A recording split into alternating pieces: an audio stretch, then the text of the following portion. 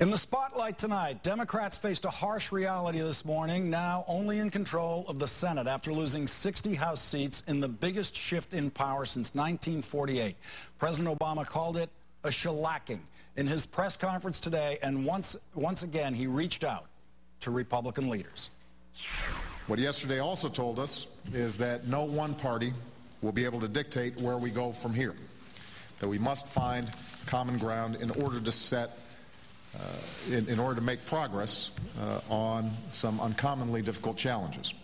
And I told John Boehner and Mitch McConnell last night, I am very eager to sit down with members of both parties and figure out how we can move forward together. Wow.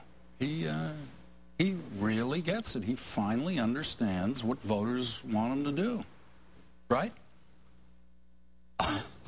No. We'll work together. Go forward together. What do you? Come on. Yeah, that sounds good. That's why we all like Obama as a human being. He's really a good guy. Good guy. I like really good guy. He's very well-meaning. He's very well-meaning. Generous of spirit. Generous, gentle. With people who, some people think are his enemies. He sort of thought they were enemies, but he realizes they're really just opponents. Yeah, here's what he doesn't get. When your opponent states clearly that our #1 job in the next 2 years is to make sure you don't have a second term. Our #1 job is to defeat you and to embarrass you. You don't respond with Kumbaya. Let's hold hands. What part of what they're saying to him doesn't he get? You know what your opponent sounds like when he says that? An enemy. Yeah. Doesn't he? Yeah, exactly. And what he sounds like today is that he's soft, he's weak, he doesn't have the courage of his convictions. You know, Americans are not ideologues. They don't really see themselves. They don't wake up in the morning and say, I'm a Democrat, I'm a Republican, I'm a liberal, I'm a conservative. They're not wired that way. What they like is they like somebody who's strong and tough and smart and is going to get the job done. That's what they like. And so that's why they'll switch from election to election because they like that about Reagan. Reagan just seemed to have some purpose to him. Remember what he said? He sounded kind of tough after his election when he said to Republicans at a certain point, hey, elections matter, I won. What is this, if elections mean something, what does this election mean? We've ended up with a Republican House. We still have our Democratic president, and we have a Democratic Senate. What does this one mean? It really doesn't mean a whole lot of anything because, as I heard E.J. Dionne from the Washington Post said on one of the earlier shows tonight, that this is a whole different election crowd. I mean, first of all, he lost young people. He built up this whole movement of young people. 23 million young people voted for him. 52% of the eligible youth voted for him in 2008. That was a record for young people. 23 million. Yesterday, 9 million. 9 million.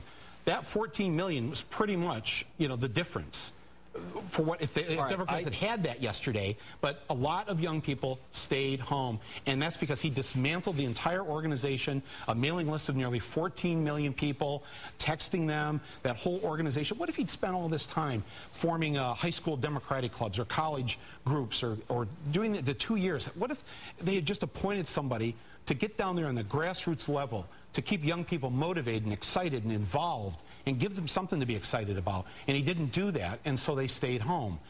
The thing he doesn't understand is that they are going to go after him relentlessly, and they're going to call him a socialist or a Kenyan or a tribesman, and if he responds weakly, like a weakling, he's not.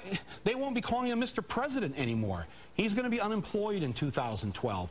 And I got to say, I think honestly, if you want to just look into the crystal ball for a second about 2012, if the Republicans, you can see what's going on. They're going to have their own civil war. So if the Republicans tried to start it right here. Oh yeah, exactly. Yeah. Right. And I think you have someone coming on shortly here. But they. If they nominate one of their old traditional, stuffy Mitt Romney types as their candidate, the Tea Party's not going to settle for that, and you're going to have a third-party candidate in a Sarah Palin or Rand Paul or whoever else it could be, or a bored billionaire like we saw in California, or that, right?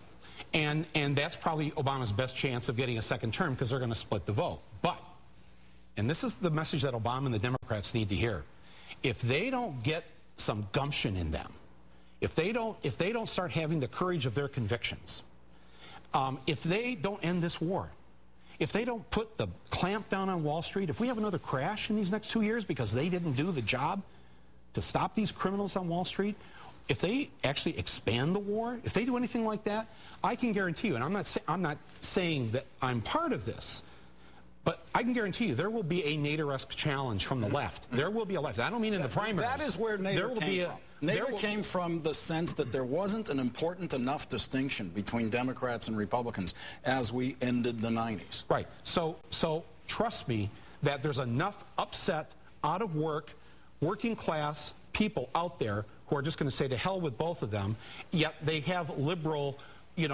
working class principles, so they're not going to vote for the Republican. There's going to be a challenge on the left. So we have a potential for one of the few times in our history of having 4 candidates on the ballot next time. And if that happens, that could split any which way. A liberal candidate running against Obama could actually become president with 30% of the vote. And that's how Lincoln got elected with 39% of the vote, because there were 4 candidates on the ballot. Harry Truman. Right. Bill Clinton, 43% of the vote in a 3-way race. By the way, Christine O'Donnell. Yes. 40% of the vote in Delaware. Huge witch vote. Bill Clinton, 43% in the United States. Yeah. What's going on in Delaware? That's 40% strange. Well, I think what's going on, my first thought last night, what was going on is that I don't think she's a very good witch, because she, Yeah. I mean, or Coons is a really great warlock. Yeah. So it's like one of those two. Back to turnout. Yeah. And there's a Hollywood component here. Yeah. My feeling about this turnout thing, that we heard Adam Green talking about, hey, they didn't show up for these midterms because the youth vote was disappointed. I think this is movie star stuff. I think what you get in presidential election is a bigger turnout all the time, because you get to tell people, go out and vote for your movie star, your Republican movie star, your Democratic movie star. Obama was the great movie star of all recent campaigns. Right. And so what you see on midterms is we're trying to open a movie without a movie star, which you've done. So, Michael Moore, I'm looking to you to tell us, how do you open a movie without a movie star? How do you get them to the polls when there's no movie star in the midterms and they've got to vote for a House member some of them have never heard of? No, I think it's actually quite easy. I think you go out there like Jimmy Stewart and Mr. Smith Goes to Washington. You go out there as a real person and you fight, you say something, you have some leadership. See, Obama was that way when he ran. Then he became president, and he stopped being a leader, and he became an insider. He tried to work it all out and compromise and see what we could do, and never went to the base. I don't know about you, but I mean, I was on that list. I was getting texts every other day, right? And I got no text during these until like just recently to please go out and vote. It's like, well, where have you been? Why haven't you done that? He's got to come out of the gate now. I'll tell you one way he can do this, actually. Right now, I think there's something like 420 bills that the House has passed during this session that the Senate has refused to take up. 420 bills just sitting there for the Senate to take up. There's a lame duck session. They should just start passing some of these House bills right now that are already passed in the House. Send them to the Senate and have the Senate pass them. If the Republicans threaten to filibuster, let them filibuster. Because here's what some of those bills are. The Elder Abuse Victims Act, to help violence against old people. The Child Nutrition Act. I mean, there's some really... I'm in favor of that. I want children to have nutrition. Yes, what's wrong with me? Well, and if the Republicans in December want to filibuster that they're against child nutrition or abuse, to stopping abuse against the elderly, let them filibuster. Right. Start right now. Is Obama watching this? I mean, really, start right now. Fire that first shot across the bow.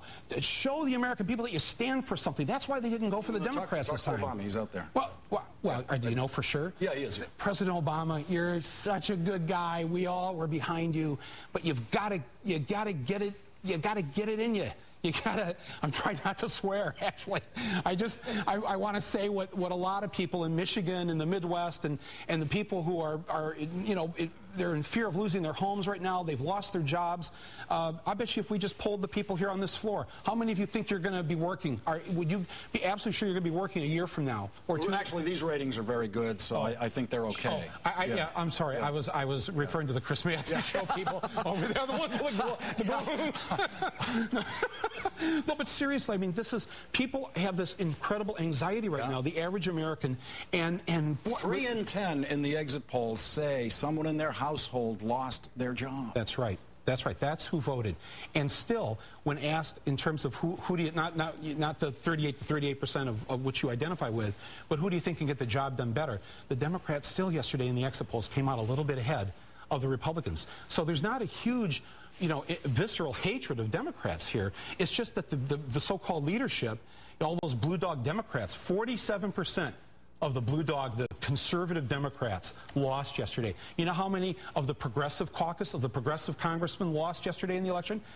1%. 99% got reelected of progressives. And it's very similar what happened with Gingrich when he took over in 94. These two professors from Manchester College in Indiana did this study, and they found out... The control room is now panicked. You're going into a study. Don't worry. I'll do this in 7-second sound bites. 7 seconds, okay. They found out that those Democrats that stayed true to their position, stayed true to their liberal position, were the ones who got reelected in 94. The ones who got bounced were the ones who tried to go to the right.